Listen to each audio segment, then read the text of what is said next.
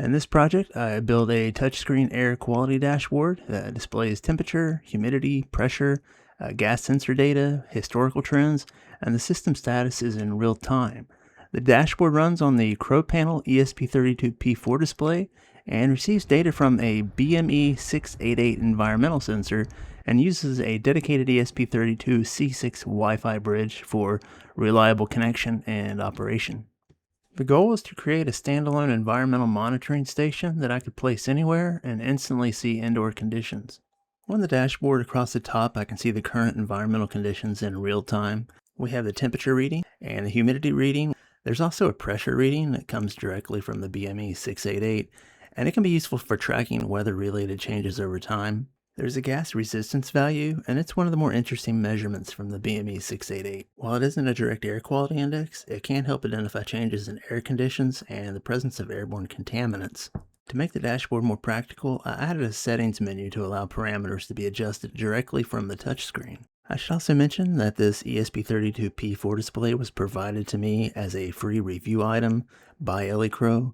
However, all the design, code, testing, and opinions you see in this video or any others are entirely my own. Now that we know what each of the sensor readings means, let's see how all that data gets from the sensor to the touchscreen display. And at the center of this project is the BME688 environmental sensor.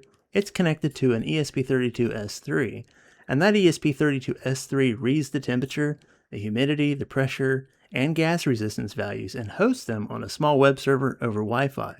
Originally, I tried connecting my display directly to the network, and while it worked, I occasionally experienced communication issues and Wi-Fi dropouts. To make the system more reliable, I decided to separate the networking responsibilities from the display, and that's where the ESP32-C6 comes in. The ESP32-C6 acts as a dedicated Wi-Fi bridge, so its only job is to connect the wireless network and request the latest data from the ESP32-S3 and then forward that information to the touchscreen display. So instead of the display handling Wi-Fi communication itself, the display simply receives data over a serial UART connection. This separation creates a more reliable system because the display can focus entirely on the user interface while the ESP32-C6 handles all the network communication. Communication between the ESP32-C6 and the display uses a simple UART connection, and for this setup we just need a transmit wire and a shared ground because the ESP32-C6 will send data from the TX pin directly to the display's RX pin, and that makes the hardware wiring extremely simple, and it places very little load on either of the processors. I wanted to real quick show you the BME688 environmental sensor. It does support I2C and SPI communication, and for this project I chose I2C because it just requires 2 lines for communication, making the wiring very simple.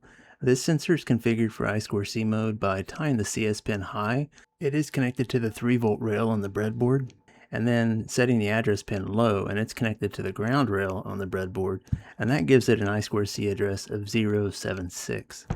As you can see, this sensor supports 2 I2C addresses, 076 and 077, and my setup, the address pin's configured low, but if I made the address pin high instead, the sensor would use the address 077, and this is useful when multiple sensors use or share the same I2C bus. When you get this code, you'll notice that the software first looks for the sensor at 076, which is how I've got it configured, but as a fallback, it also checks address 077, and that makes this program compatible with both address configurations. For being such a small single module, the BME688 environmental sensor, it gives an impressive amount of environmental data, and that makes it a good choice for air quality monitoring or smart home projects or even the environmental dashboard like we have here in this video. The items I used in this video include the ESP32-P4 touch display, the BME688 environmental sensor, the Xiao ESP32-C6, and a Freenove ESP32-S3. I also used a breadboard power supply, and some male-to-male and male-to-female jumper wires. I powered my sensor using the breadboard power supply set at 3.3 volts, but everything else I just powered using a wall adapter like you see here. It's USB Type-C. I've used this display quite a bit now, and I'm very happy with it. I think the touch response is excellent. I think the picture is really good, and the sound quality of the speakers is better than I expected.